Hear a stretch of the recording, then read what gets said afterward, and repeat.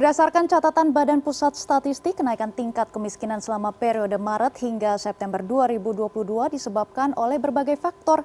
Inilah biang kerok dibalik naiknya angka kemiskinan Indonesia. Mari kita ulas bersama, angka kemiskinan Indonesia meningkat. Baiklah, di sini saya akan menjelaskan tentang pengertian dari kemiskinan dan juga pengangguran. Nah, yang pertama, kemiskinan, di mana kemiskinan ini merupakan kondisi seorang itu tidak dapat memenuhi kebutuhan hidupnya, seperti kebutuhan makanan dan juga kebutuhan pakaian.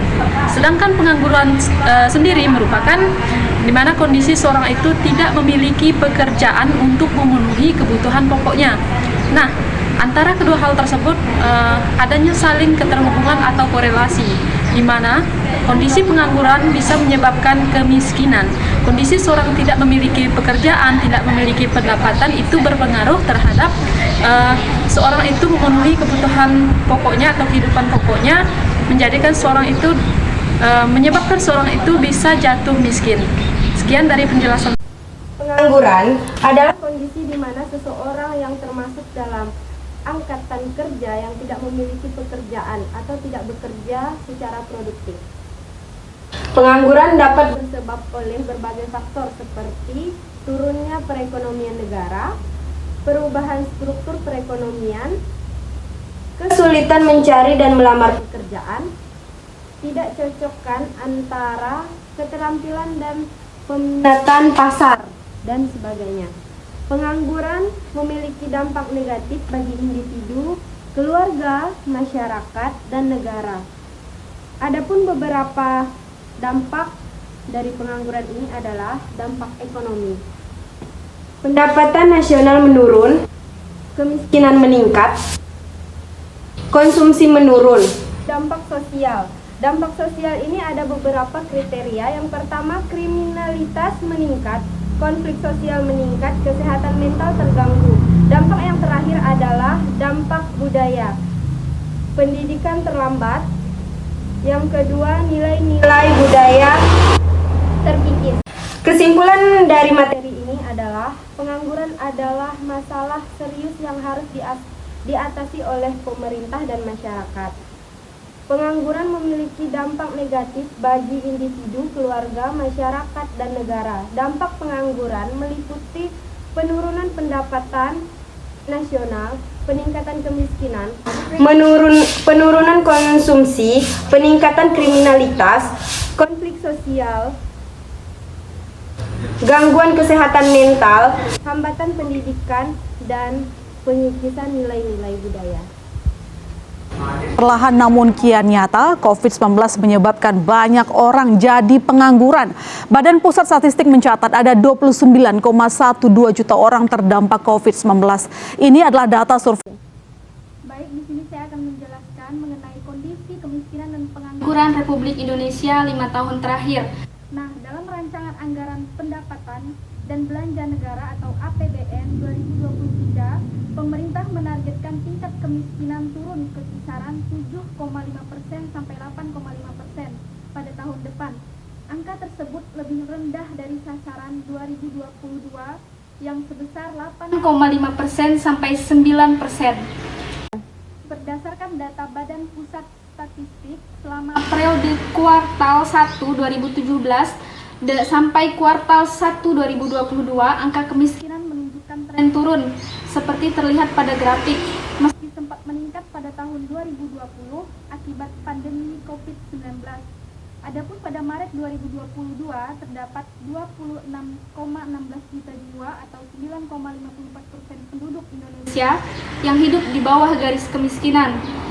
Dalam RAPBN 2023, pemerintah juga menargetkan tingkat pengangguran turun ke kisaran 5,3% sampai 6% pada tahun depan. Angka ini juga lebih rendah dari sasaran 2022 yang di kisaran 5,5% sampai 6,3%. Sebelumnya, angka pengangguran sempat melonjak tajam hingga ke level 7,7% pada September 2020. Dampaknya diberlakukannya pembatasan kegiatan sosial terkait pandemi. Adapun pada Februari 2022, jumlah penduduk yang menganggur sudah turun menjadi 8,4 juta orang atau 5,83% dari total angkatan kerja. Secara keseluruhan berikut rincian sasaran pembangunan nasional dalam RAPBN 2023. Yang pertama itu ada pengangguran terbuka, kemudian kemiskinan, rasio Gini, indeks pembangunan manusia, nilai tukar petani, dan nilai tukar nelayan. Sekian penjelasan saya mengenai kondisi kemiskinan dan pengangguran Republik Indonesia 5 tahun terakhir. Oke, saya akan melanjutkan atau menjelaskan subbab yang terakhir dari materi kami, yaitu di mana subbabnya adalah solusi untuk mengatasi kemiskinan dan pengangguran yang ada di Indonesia.